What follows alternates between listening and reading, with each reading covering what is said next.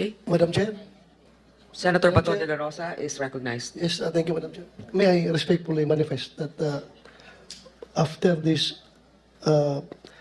before we sign the BICAM report, please give us enough time to read over again and check for everything, Madam Chair, before we sign.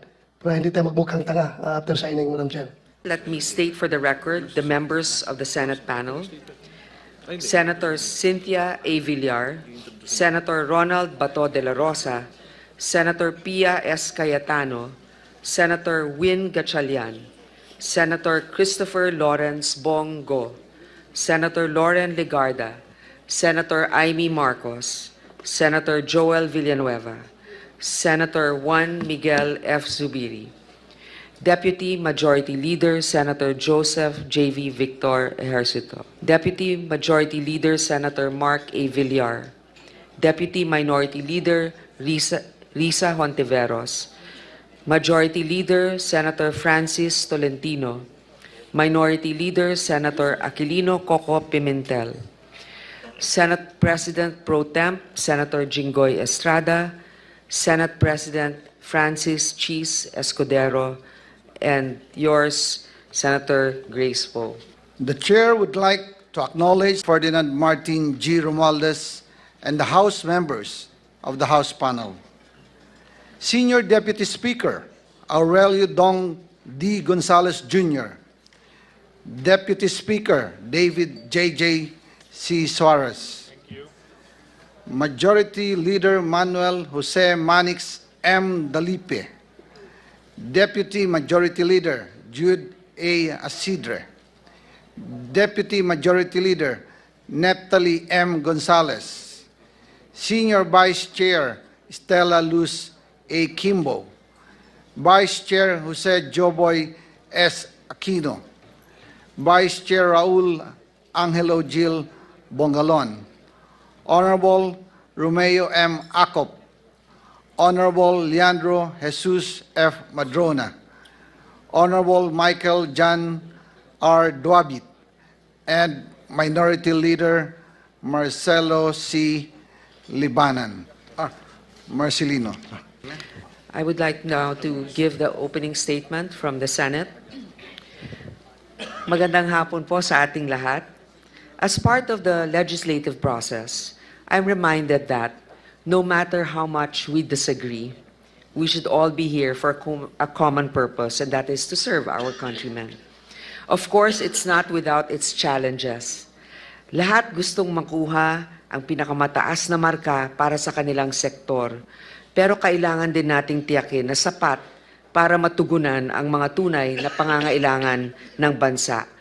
Today, we will make those tough decisions. But let's not forget, this is also a time for cooperation and compromise. Lahat tayo ay kumakatawan sa iba't ibang pananaw, interes at mga nasasakupan. But let our differences become our strength. Let's use them to create a budget that's balanced, equitable, and pro-people. My only plea is for us conferees. Salamat po, Madam Chair. Okay? Madam Chair? Senator Madam Bato Chair. de la Rosa is recognized. Yes, thank you, Madam Chair. May I respectfully manifest that after this, before we sign the BICAM report, please give us enough time to read over again and check for everything, Madam Chair, before we sign. Para hindi tayo magmukhang tanga after signing, Madam Chair. Yes, Senator De La Rosa, this has been the commitment of your Chairman of Finance as well as our Senate President. So you will be given, all of us will be given ample time to review the final version before we sign. Thank you, Madam Chair.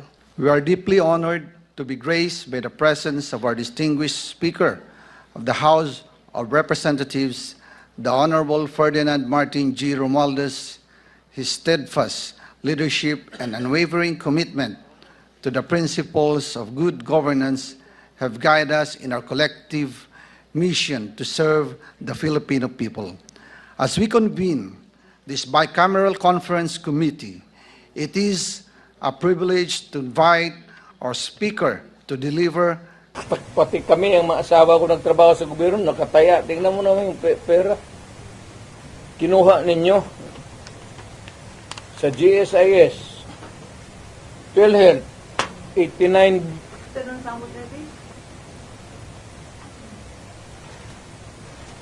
Pinagbili nila, saan itong pera? 25 tons of gold reserves natin, sold amounting to 129 billion. At least sa Congress, kung may resolution, tapos i-bill that would correspond with it, there's an explanation of how the money is going to be spent. Pero ito, paano ito ngayon? Sila na nakaalam nito. Yung Maharlika, sila lang nakaalam nito. Walang participation ang people dyan, pati ito. So, ganitong 25 tons. Alam ba ng military yan? Hindi sabihin nila, kung wala hindi na kami sasali ng laro ninyo. Pero Mayor, parang play safe naman ang military ngayon. Do you think si Brownell po ay mag-react ito?